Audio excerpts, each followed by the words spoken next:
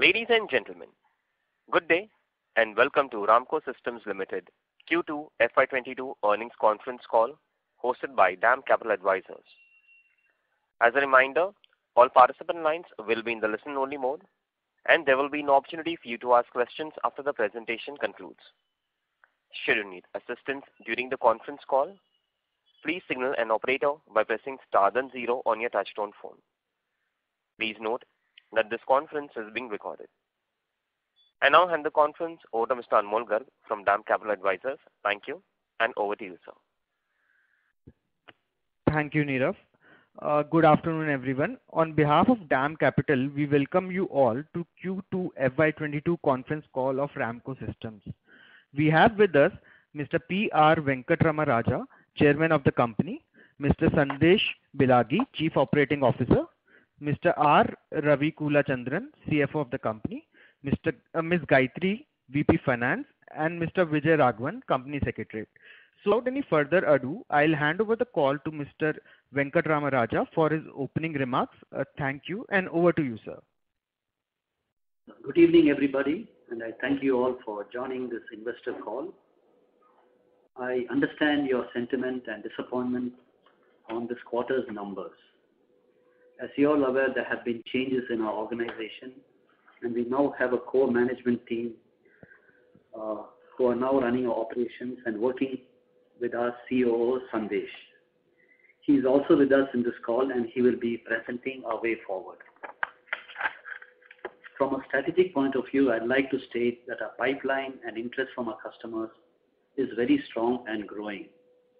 What has been negative this quarter is that our markets in Asia, which was our mainstay, for us did not recover due to COVID, and is also a very high-touch market where we need to be there present in implementation and so on. This hurt our operations quite a bit. And also, two important orders which were to close this quarter got postponed by several quarters. Going forward, I'm glad to say that we are in the late stages of quite a few very good deals, but we are not in a position to commit on the timing of the closures of these deals, given our experience so far in these COVID times. We are also investing in increasing our execution capacity and hiring many new technical and management talent, which will be needed to handle the deals which we are negotiating, and will also improve our ability to speed up our implementations. This is necessary given the nature of the orders and deals we are expecting. In summary, I know all of you have been quite patient, but we expect to streamline our market operations and bring in a lot more predictability. I will now hand over to Sandesh, our Chief Operating Officer, to give you a briefing, and then we will take your questions. Thank you. Thank you, Mr. Chairman. Good evening, everyone. I would like to probably take you through the operations of the company for the quarter, and also I will dwell upon more on the Mr.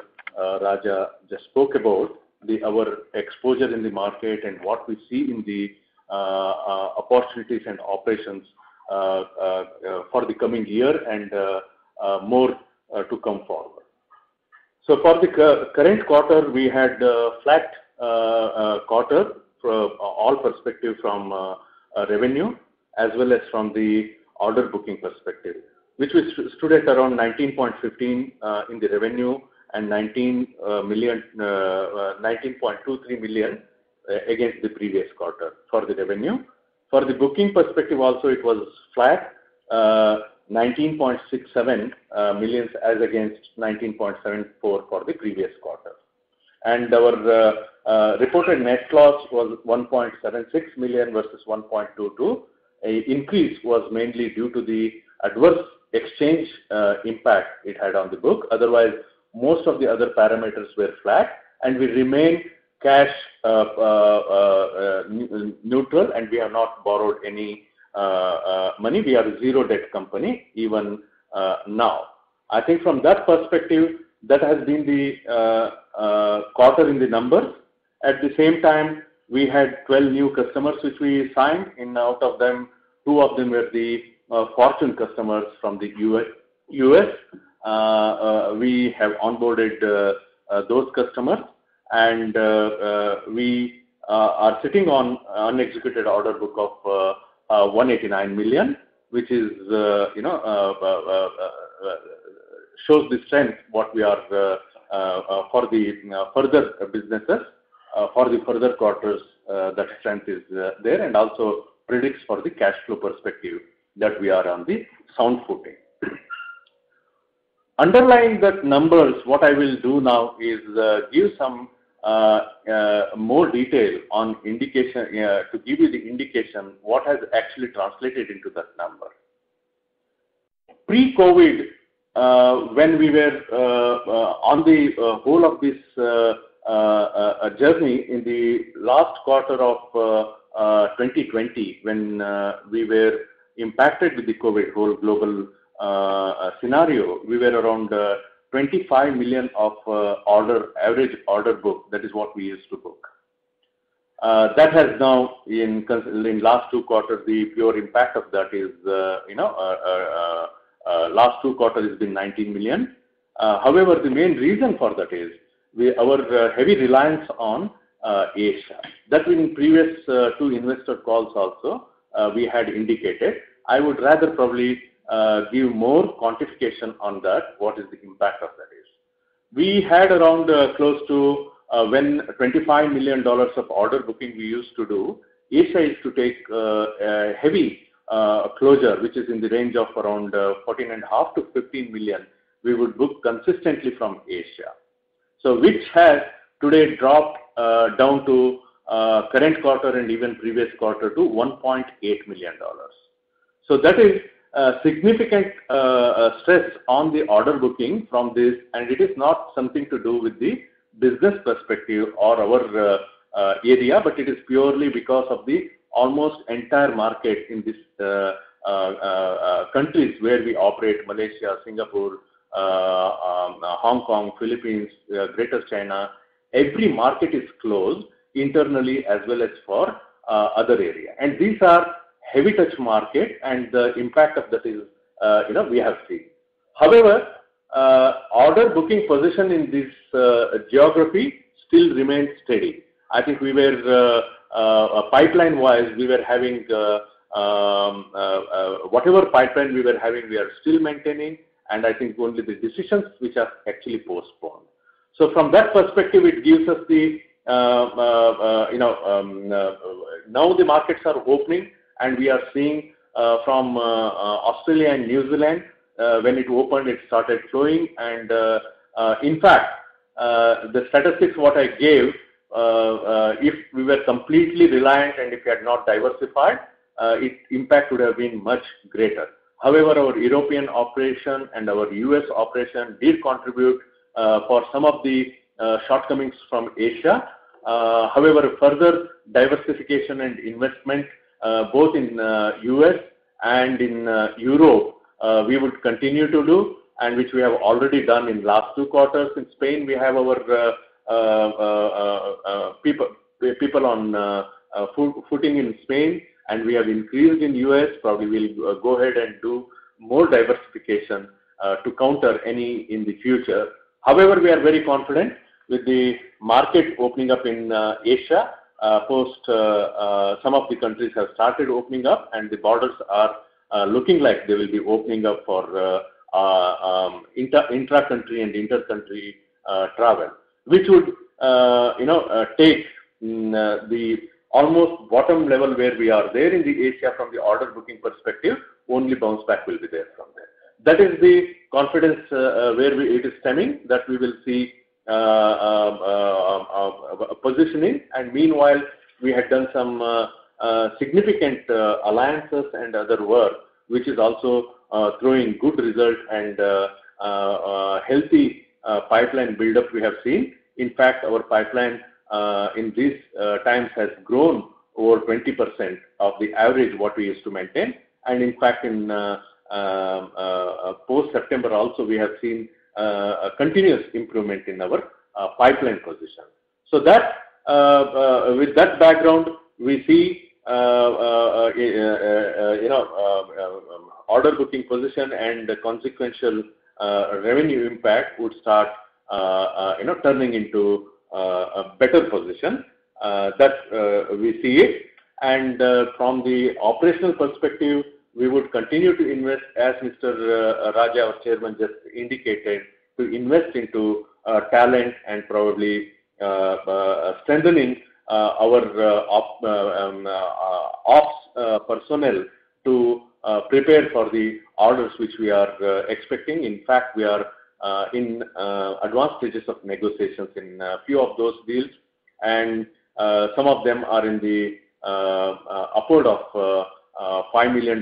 Few of them are there, and much more larger deals also we are negotiating. And that in current quarter, usually in every quarter we have at least one $5 million closures which we have, and we did not have that in last quarter. So from that perspective, the amount what we are negotiating and our sales teams engaged and what we are seeing, it is in the better side. So that is from the operational perspective and where we see. And to cater to last quarter, we had indicated interest in our defense and our HR proposition, and to strengthen that, we are opening our subsidiary in US for defense, specifically looking, and that very good pipeline we have seen. So that would be necessary for us too, and we are confident that will open up the kind of business lines which will add to our growth story, what we are looking forward for. Okay, I would pause for a here. Here I would pause. Shall we open the floor for questions?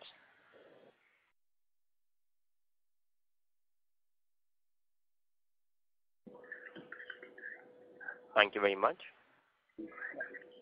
We will now begin the question and answer session. Anyone? Yes, sir. Sorry, sir, go ahead. Anyone who wishes to ask a question may press star and one on their touchtone telephone. If you wish to remove yourself from the question queue, you may press star and two. Participants are requested to use handsets while asking a question. Ladies and gentlemen, we will wait for a moment while the question queue assembles.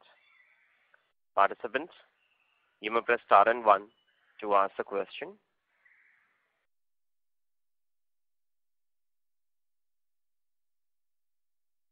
Ladies and gentlemen, you may press star and one to ask a question. The first question is from the line of Lakshmi Sundaram, individual investor. Please go ahead. Yeah, hi, thanks. I'm looking for details on related party transactions for the quarter. What's the revenue contribution from the group companies?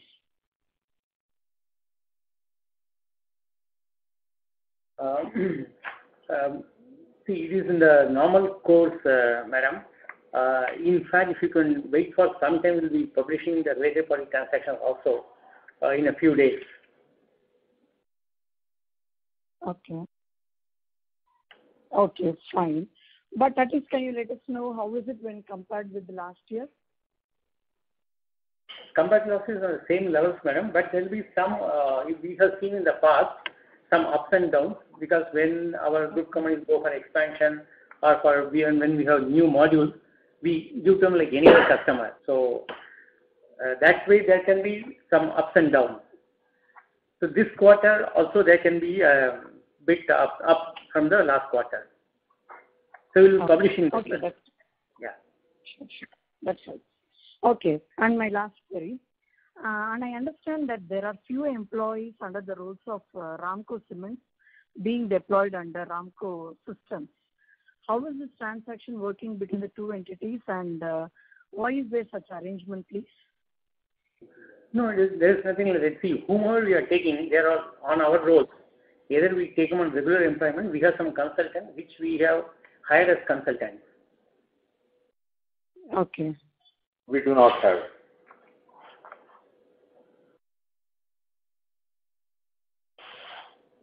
Okay, how many employees are there under that arrangement, please? So you're asking a total number of employees, or are you asking a total number of You employees? don't have such arrangement. Do you mean you don't have such arrangement there? We don't have arrangement. But if you are referring to our transaction with one of the group companies, Ramco RITSL, so we outsource some of our contracts to them for implementation. So if you are referring to that, answer is yes. But they are not on our rolls. See, we get customer contracts in our name, and we give a portion of the implementation thing to them. This we have reported also. Okay, you outsource to them. Okay, got it. Right.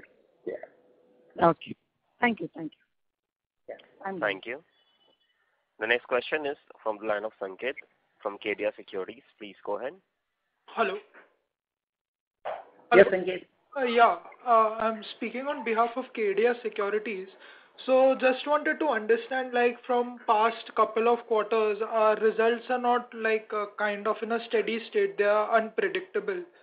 So even as in the last call we had discussed, like from when can we expect the trajectory of the results to be more predictable? Like we can understand low growth and high growth, but till when do you think your results will turn out to be unpredictable? Yes. Sanket, I think, as I explained earlier, I think it is more to do with our reliance, which I explained to the Asia market. And we were expecting when we informed in the previous quarter, they were looking like opening up and things would turn out. I think it is clearly the factor where heavy reliance was, and in fact still is there in that one. We have tried to diversify. So from that perspective, it should be with the opening up of the market. I think it is purely the impact of the COVID we had on our business. Now it is looking up. So we are expecting we should start seeing steady businesses in coming quarter. So even in the past, like there have been many instances when the results have been very unpredictable. Like so, from now on, can we really expect you to go on the growth trajectory, or still there will be every time some kind of uncertainty in regards to results? See, overall, it will be in the growth when it is in the even in the past. If you see the growth, also there are some spikes which will continue because of some of the heavy licenses in specifically into aviation deal. Some of them are heavy license deals, which are which can't be predicted in whichever quarter. There will be spikes upward even in the past if you have observed, and then it tapers over the period of time. So it is. I won't call it as unpredictable. It will be some spikes will be there in quarters when we get some licenses deal. Most of our businesses we have tried to, like HRP and some of the other lines of businesses, we have tried to move them onto the per employee per month basis, which means is SaaS model, what we call as, on basis of outcome and basis of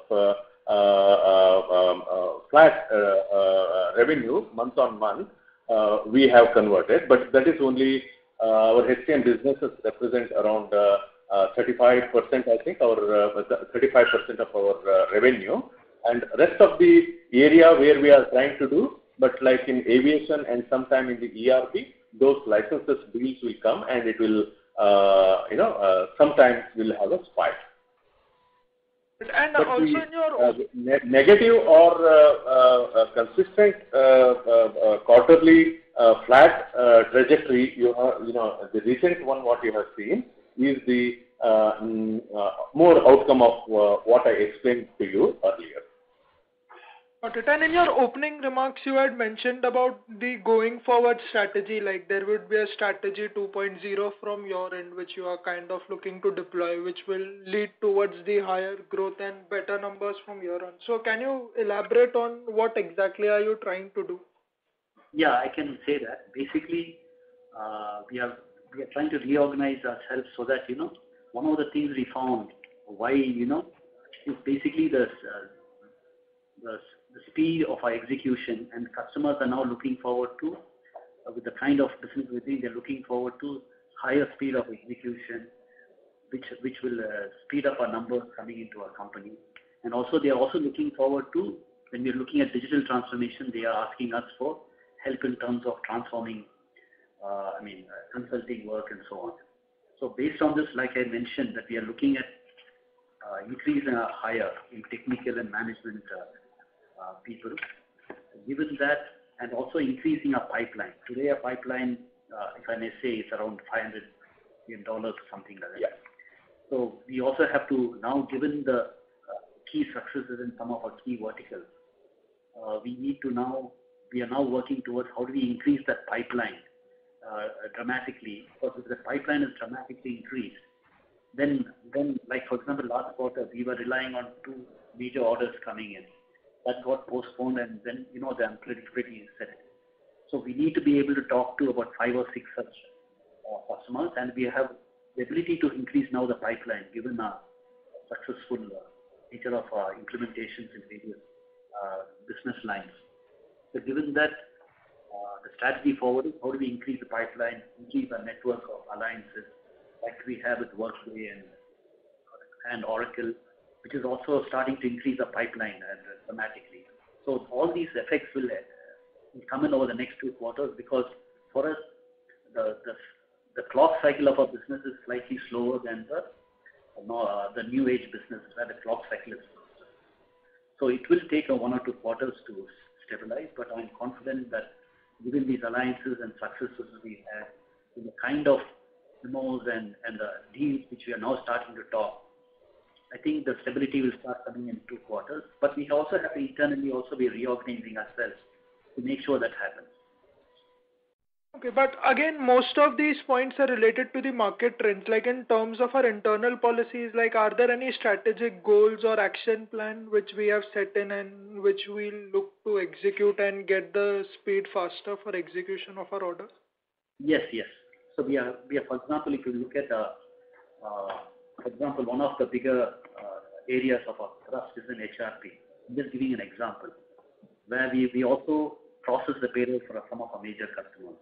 It is now giving us very good cash flow. So though our revenue is muted and things like that, you can see our cash flow is steady and it's continuing to grow as we grow. There, the support processes and all those sort of things, we need to speed up the improvements in our implementation, where we are heavily automating our implementation using AI technology. That fundamental strategy we are putting in place, hyper automation as we call it. And also we are automating our ability to do our BP operations and so on. So for each division, we have put together a series of steps which we will do to make sure that we speed up the clock cycle, rather than conventional thing. How do we learn from the new age businesses and speed up the rate of our implementation and our support to our customers? So that for each business line, we are putting together our strategies for it. And some of the businesses like defense and aviation are necessarily very lumpy, because the businesses are maybe 1 million, 2 million, sometimes they get to 5 million, 10 million. So there it is a little more traditional, but we find that we probably, to speed up the kind of orders we get and close and have better closure, we analyze and we probably get more industry management leaders who are also trusted. Otherwise, we were always relying on the power of a product to sell. But we need a little, that's why things were getting delayed. Now to reduce the cycle, we also need to have industry experts who are pitching our product. So that strategy also we are changing. Like this, these are little tweaks we are doing everywhere. And it is starting to show, but it will take a little more time to actually show you on the page. Sanket, I'll give you some statistical evidences on that one. Like in the HRP businesses when we spoke, there are 2 fundamental things we have done, because we are very bullish on this business. So that will propel into significant growth. And for that, in HRP, we cover around 55 countries on our platform. So now we have ability to cover with the new thing what we call as the in-country payroll provider strategy. So we have acquired ability to service 100 countries on our platform. So that is the matter in what we were investing in last 2 quarters to get prepared for that. And as of now, we are in that range where we can service around 100 countries through our managed services. We have acquired that ability. Second, for the implementation in some very straightforward cases also, traditional way used to take around 5 to 6 months of period of time to implement. And that means cash inflow would take time. So we have released our Seed, what we call as the artificial intelligence enabled delivery tool, with which we have successfully in this quarter, 2 of our customers, instead of 5 to 6 months, we have gone live in 5 weeks time. So that we will be deploying into more and more countries within our platform, and we see there is a significant improvement on our implementation ability and speed, in turn helping us in revenue growth and cash flow, mainly into the cash flow. Similarly, in each one of them we have done, I think, the strategy and vision what we have set in forth is significant up from here, and good outcome within the short period of time to go to the greater extent due to I think I don't want to give the forward-looking statements, but fair to say that significant growth, that is what we are anticipating and we are prepared for, and that is what the preparations we are doing with reorganizing within ourselves. Got it. And another thing, like if the Asia issue, can you highlight what exactly is not working for us since the last 2 quarters, or you can throw some more light? Like you had briefly mentioned the order book getting slow due to markets not open up. Apart from this, are there any particular issues in Asia, or we expect to reach back to that $14 million mark, or maybe even above that? We absolutely will be reaching that or above, because it is not the product or any other issues what we have. It's purely related to COVID and countries in lockdown. I think it is the external pressure and our, we can't do anything unless waiting for these countries to open, and it will bounce back. I think there is nothing weakness in other than that in the market we have seen. It is more to do with the markets being closed. And we hope maybe at least from January we can start traveling there and talking to them and closing orders, because many of them are sort of, they like to see the customer, they want to see physically the whole thing, the vendor, and they want to see physically the product. And even during implementation, they want people to be there physically. Remotely we are able to do for US, or we're able to get local people. Here, remote implementations are getting difficult, so customers are getting disappointed. So there's a whole lot of issues coming up in Asia compared to the same thing in things. So that has hurt us, actually, in many ways. Even Asian customers, I think we saw it in there, some areas they are delaying the go live. They are also postponing the things, due to the COVID impact, and sometimes they are asking to reconsider and do. There are some, all of those are related in the Asia, are more to do with the countries themselves are in the grip of this COVID. In some sense, that is the external force we are also battling. Got it. So that's it from my end. Like again, I'll reiterate, like going forward, I hope we expect better results and no inconsistencies. Also, best of luck. Thank you. Thank you very much. Thank you. The next question is from the line of Rohit from Marshmallow Capital. Please go ahead. Thank you for the opportunity.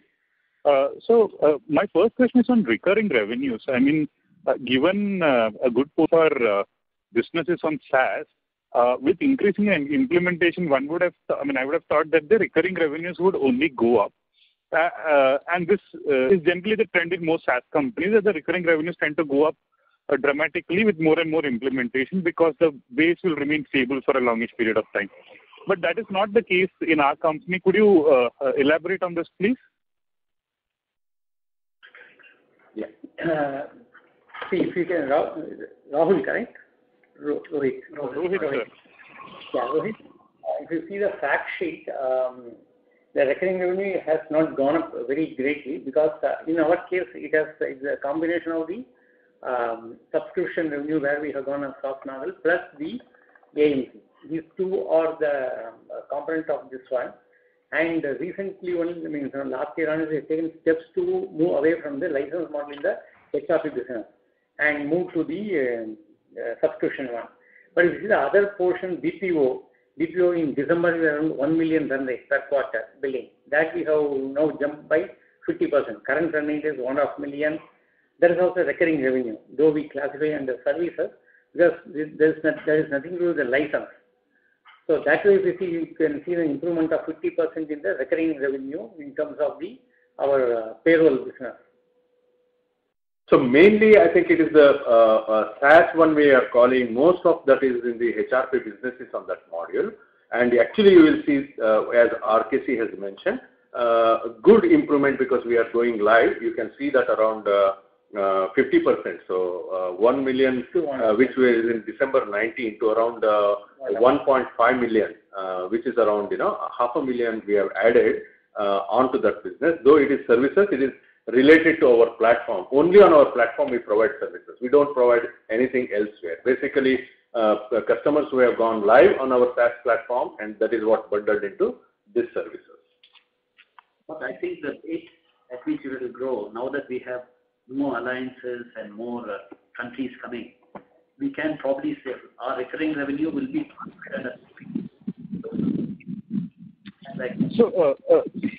I'm so sorry, sir. I'm a little confused. So basically, so the recurring revenues that we show as recurring revenues in our fact sheet is a mix of AMC and subscription revenues, and then BPO services revenues, which also you say is quite recurring.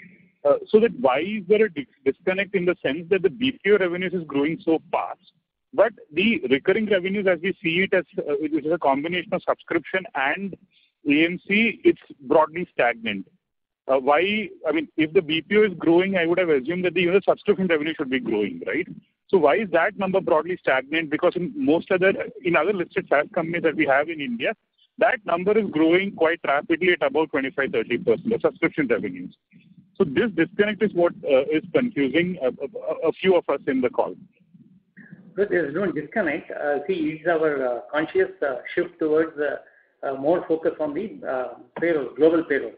That is why you are seeing more and more of, we are getting more and more payroll business that is reflected in the service revenue, where as we go live in more countries, implement the payroll model. Just to give you an example, when we book for payroll, we are looking at that is a recurring revenue like a SaaS.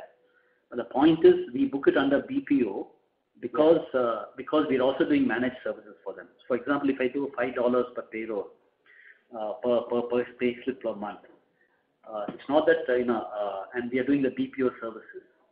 So that comes under the BPO rather than in the recurring revenue. In the recurring revenue, it's mainly our AMC and our older platform sales for our payroll, platform licenses for ERP. But more and more, most of our basically things are going towards managed services and this. That's why you're seeing a faster growth in the BPO. See, actually, I will probably clarify and understand your question. That what you are saying is that if we are seeing the growth in BPO, we would expect similar growth in the license and recurring revenue. I think license and recurring revenue also has the components of all other areas. It's just not on the payroll. So most of the payroll, in fact, the one which unit is growing, that is what you are seeing most better indicator is on the BPO, services. If you see, that is the one which is also will grow. And you are right, it should also start reflecting in recurring revenue also to start going up, which is start staying. Okay, so I mean, broadly, my understanding here is that whatever growth that we are seeing in our payroll cloud orders is being reflected primarily in BPO for now, And going forward, we will see some more growth in the... So the subscription revenue that we see in recurring, what does it comprise of? I mean, what portions of our entire business does it comprise of? It is basically license revenue when we do AMC. Part of that is the AMC for those ones. And in ERP and other platform, logistics also there is a platform. Sometimes we are also there giving it on the subscription model, even in the ERP and logistics, that also gets reflected into that under the product in the recurring revenue. These are the three components which come. And in the payroll, sometimes platform. Sorry, payroll. Sorry, please continue. Yeah. In payroll, sometimes we just sell the platform and not our BPO services. Then that will show, but that's only about 10-15% of the time now, and that will reflect. So majority of the payroll cloud revenues or SaaS revenues is reflected in BPO. Am I correct? Yes, correct. Okay, understood. So that was helpful. So second question is, could you speak about the Oracle and Workday programs, alliances that we have? How do we see that shaping up? Do you see that contributing materially going forward? Absolutely. I think that is the to give a indication on Oracle and Workday.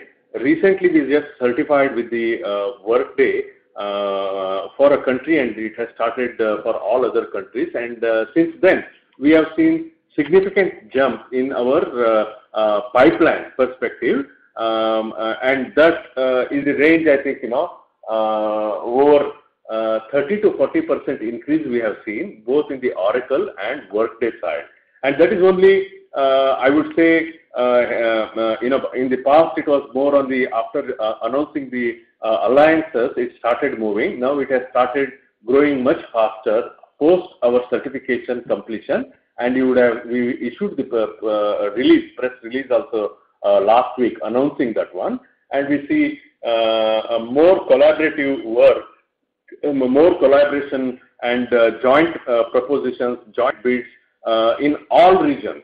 We are seeing it all across the company. We are seeing, and probably in next 2 quarters we will try to give the real impact of that one in the dollar term. What we have seen, increase in our order booking position because of these alliances as well.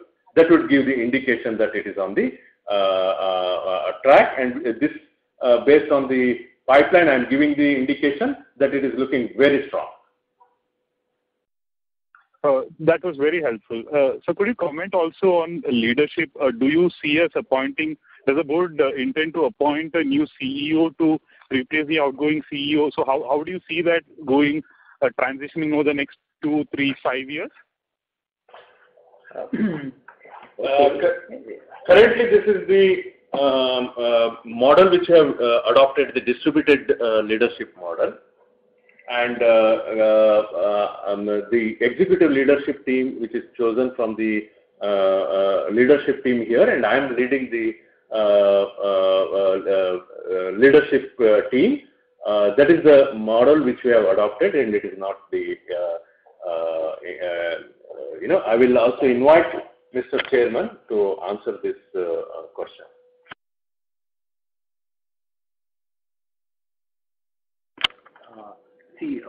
There was a big discussion on whether we have a CEO and all that. So we found that our business is fairly involved and complex with a lot of knowledge and so on and so forth.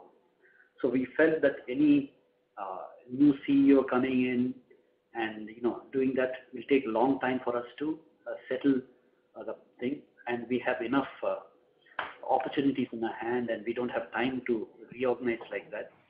So that is why we all felt that we've taken the brightest and best of our people and then reorganize and move forward and put in the proper procedures and move forward. And actually, I can already see in the last month or so, these very collaborative and see that I would like to.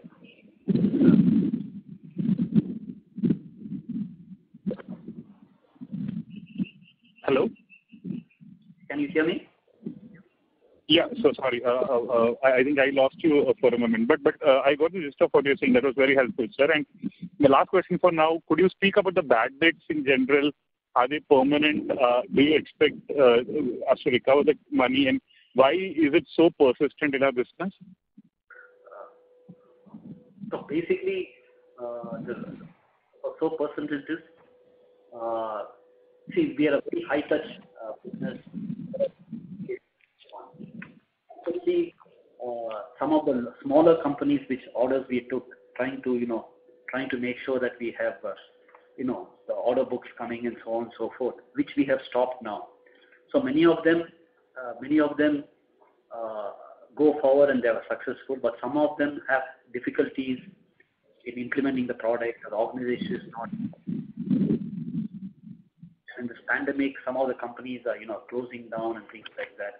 We have been negotiating with them and trying to see how we can recover. But all these risks are there, so therefore we feel that it's prudent that we take these provisions, get into future trouble. It's very dynamic in this because we are all high touch, not like SaaS where people come and go. So that is the issue here.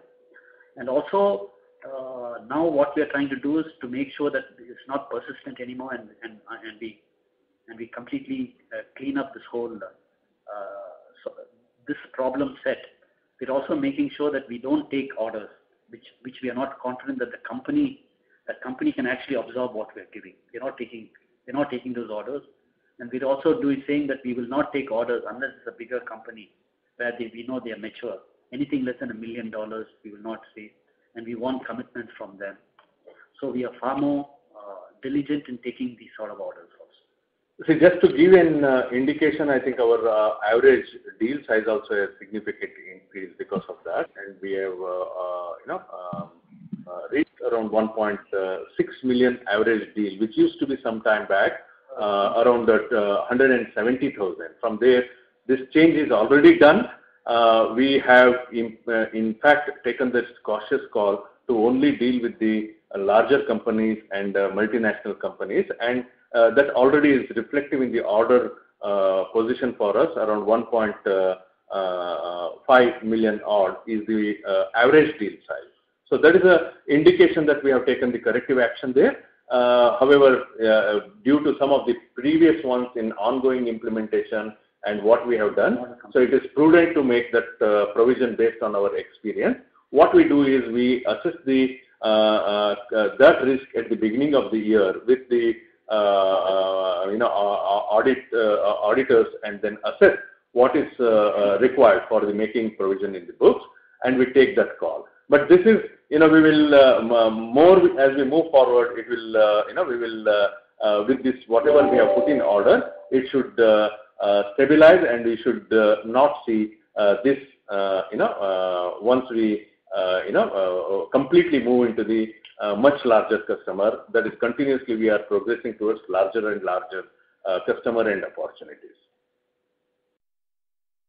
So much for your detailed answers. I'll get back into the queue for my follow-up question. Sorry? Thank you. The next question is from the line of B. Suresh from Sri Sai Chinmay Auto Finance. Please go ahead.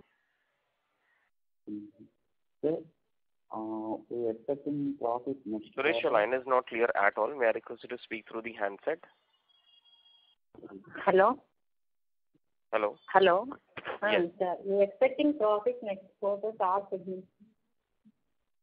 Total pending orders next quarter, how much completion? Pending order. Order book. Order book, right? We're expecting profit next quarter, sir. You are hard to hear. I could not. No, I guess she is asking whether we'll be making profit in the next quarter. It will be very hard to guess as of now, madam, because it depends on what type of orders we are going to get. If we are going to get decent license orders, it could turn the numbers. Otherwise, with the same level of expenditure and same level, it will be difficult to predict a profit in the next quarter. All segments total pending orders Next quarter, how much completion? No, pending orders is around 180 million plus. US dollars. What we are talking is US dollars. So as on September, we have 180 million plus the order book, which will be executed over a period of average 3.5 to 4 years.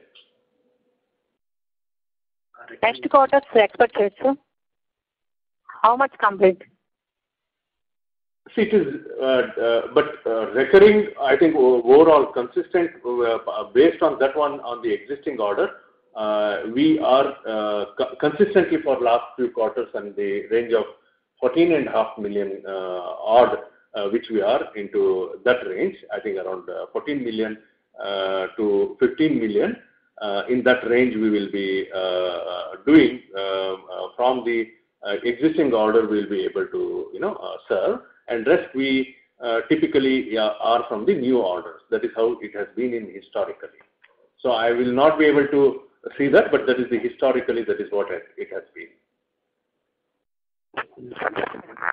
Expecting logistics, sir. Logistics software update, sir.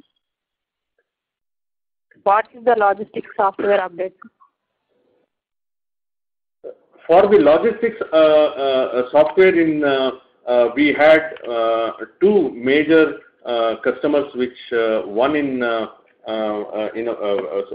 went live in some of the regions which I said, which is there, which has gone live as also, and we are also seeing that business product line which we have delivered to that one, and we are executing those orders. That is, continuing with whatever indications we have given. It is going, that will continue in the same pace.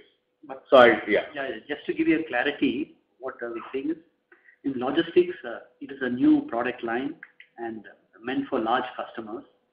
So currently we are implementing in a few very large customers, and some of them have gone live and some of them are expected to go live.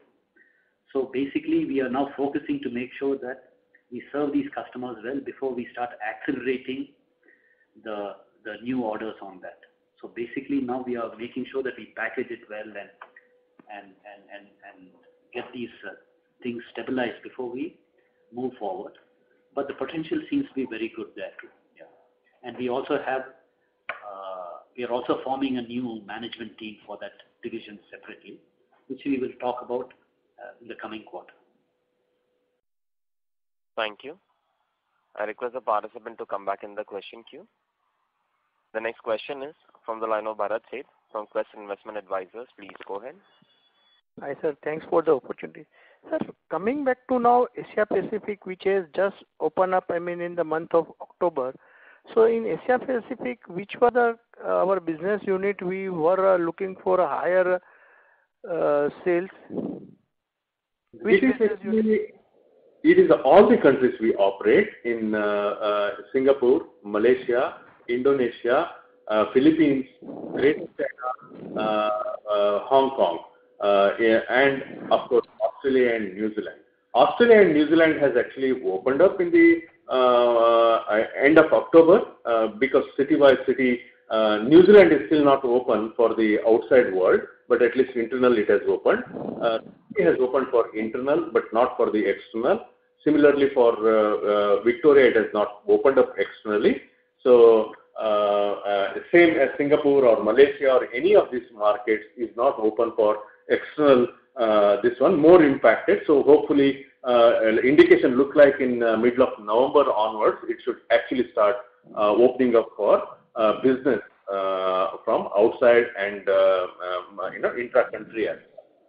My question was which business unit we were getting more business from this APEC market, which you are referring to? In all three business lines, for all three business lines, mainly ERP, HR and payroll, and in aviation as well. We were having exposure of that in all across three business lines. Okay.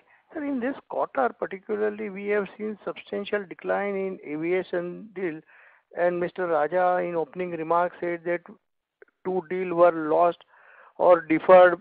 So can you give some color, and how are we seeing where we were seeing a very high project pipeline. So if you can give some more color. See, aviation, one of the deal was aviation. Yeah, there was some aviation deal and HR deal, but more than that we cannot talk about. But there are other deals we are discussing, and it's not that we have lost the deal, because wherever we demonstrate and show a product, people really like our aviation product, because it's one of the most mature, cheapest projects. But these are all large customers, they have a cycle of, so that is the issue. However, the pipeline is very strong. To answer your second question, what we are seeing in the defense, the aviation deal pipeline is very strong. In fact, in advanced stages in many other areas, so it is fine. So I think we see that as a... Can you give some color, I mean, the deal pipeline, I mean, size-wise for each business unit? So, see, we cannot talk about individual deals or pipelines, because that will affect our deals also. That is the problem here. And because, it's a lot of it's NDAs, confidentiality and so on. Sorry, sir, I am missing your voice, sir. So basically, I can't give you the color on each deal or which deals and so on. No, I'm not asking overall deal size, I mean deal pipeline, I mean for all these business unit. So basically, if you say that will be difficult to talk about, because I can give the overall percentage-wise and how we are seeing the health of the pipeline. I will be able to make a comment. I would not be able to give you the exact dollar-wise. The health of the pipeline also will be appreciated, sir. Yeah, I think we are seeing the good amount of growth. When I said indicated earlier from the average size which is increasing, it is in the from HR perspective we have seen good growth, and as well as from the defense perspective we have seen good pipeline addition. That is across all geographies. That would also surpass our diversification effort beyond Asia. So that we have seen in all geography-wise the growth in both these segments. And of course, in the logistics also, that being a very specialized product, we are being very cautious in which area we are going, because it is made for real large LSPs, and that segment also we are seeing good addition into that one. And ERP is a market which we are traditionally been there, and that we are seeing the digital transformation area into the ERP deals whichever are in the thing. The highest area is in these three areas which we have seen consistently growing in the past, I would say in the 3 quarters. We have seen even during the COVID consistent growth in this pipeline. Okay.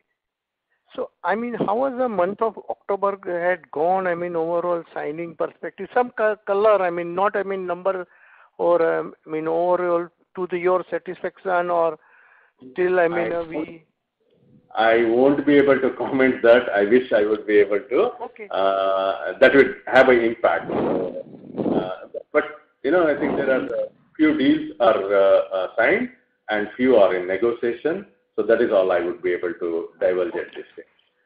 I mean, now coming to this bad debt provision, you said that it will be sustained. So when do we expect that overall the size of around 50 plus crore coming down over a period of time? Maybe in the next... Hello? Basically, like we said, as the deal sizes go, and we come out of these older, newer, smaller deals and things like that, I think we can expect in the next 4 or 5 quarters, I think, it will start coming down. Yeah. Till that it will remain and sustain at this level. Correct. Yes. Yeah. That's the current estimate what we have. Yes. Okay. So till that our top line will not, I mean, grow, I mean, substantially. Our bottom line improvement will be little difficult. Is that fair understanding? Yes, but the cash flow will be strong because they are all non-cash, in some sense. Yeah. I beg your pardon, sir?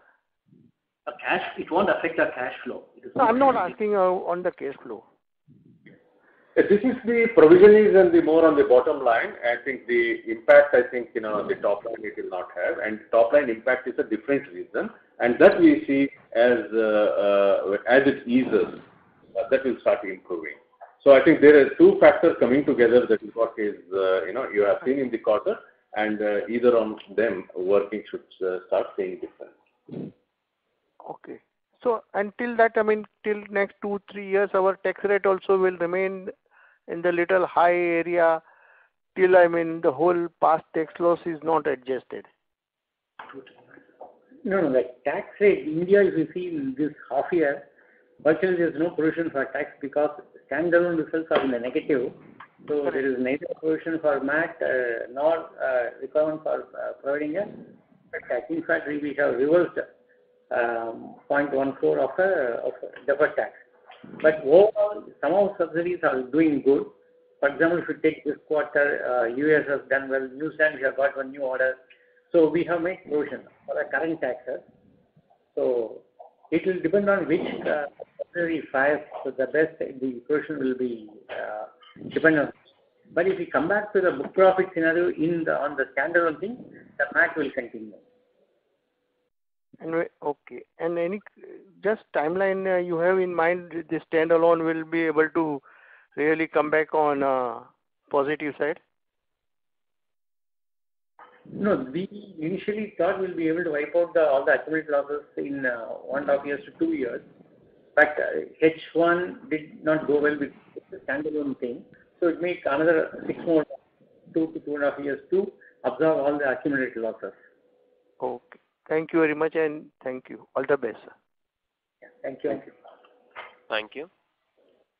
Next question is from the line of TVK Vivek Kumar from Bestpals Research. Please go ahead. Good afternoon, sir. Thanks for the opportunity. Can you elaborate on the defense subsidiary or the company that you have opened, and how are you looking at that opportunity, and little bit light on defense in US? Yes, or is it like for what? If you see aviation and defense product, we've been working at it for several years to perfect it to handle all the statutory requirements and all the defense requirements, to handle contracts and so on for many years. And we have been succeeding in getting orders from different subcontractors so far. The product seems to be fairly strong, where there's a lot of interest even for certain defense deals, which subcontracts want to take us directly with us in the US and other Western markets, for which they want us to have a sanitized subsidiary where it is basically, it's all defense cleared. American citizens and other Western citizens are actually completely defense cleared, and they run the company. And the board of directors will have to have some American citizens and so on. So that defense subsidiary will be a subsidiary of our US North American subsidiary, and that will be completely isolated and from security reasons and so on. And all the implementations, everybody will have to be done by US citizens or other citizens of that country, whichever country they are going to. So that is what we are setting up, and there's going to be quite a good pipeline for that also. This will also help us get orders from other systems integrators and defense sub integrators, because we will have more security clear people, and it will be easier for them to make decisions. Today, we are getting decisions, but the decisions are getting delayed by 2-3 months, because they want to make sure that all these things are in place before they give us an order. Now, with all these things, that we can cut short that cycle time of getting orders, and some orders we can't even participate today. Now we can start participating. This is how other companies which are friendly to the US are set up, and I think they're okay with us also from India. Okay. So the second question is a little bit longer one. So if you look at, I've been invested in the last 4 years in this company, 5 years actually. So what I've been seeing is you have been rewinding your product, trying to increase your order size, go to better customers, better markets, and like in logistics you created a new product in the sense product line, and in HRP you have done this connector with Workday and this thing, and aviation you have been established. So can we say with a good probability, I'm not saying there's no guarantee anywhere, but good high probability that from this 20-25 million order winning? Can we go to the next level? Because you also said in some of the previous calls that we don't want to chase orders without establishing and stabilizing our all aspects of business with respect to customers, because it's a word of mouth business. So are we there yet, or we are still in that investment phase where we have a lot of things to be done for the next 1-2 years before we go ahead and start growth? I don't know if I made myself clear. Yeah, you're clear. In a few product lines we are there. In 1 or 2 product lines we will take at least another quarter to get there. So now it's a question of execution by the team, I feel, in some of the product lines. For example, like in aviation, there is one major implementation going on. I think, and there are a few major orders they are negotiating. So given that, I think the aviation can start really growing at least in the next 1 or 2, at least by the last quarter or quarter after that. They're completely ready. And our HRP and payroll product is actually getting ready rapidly. But with this hyper-automation, we can even get faster. The logistics products will be ready for such a accelerator press and the team we are forming and everything, I think by probably first quarter of next financial year. I think we are still at least 5 to 6 months away from being there. In the year that will be there. But to hyper accelerate it, like I said in the last quarter, we have to actually get the modern user interface and all those things going.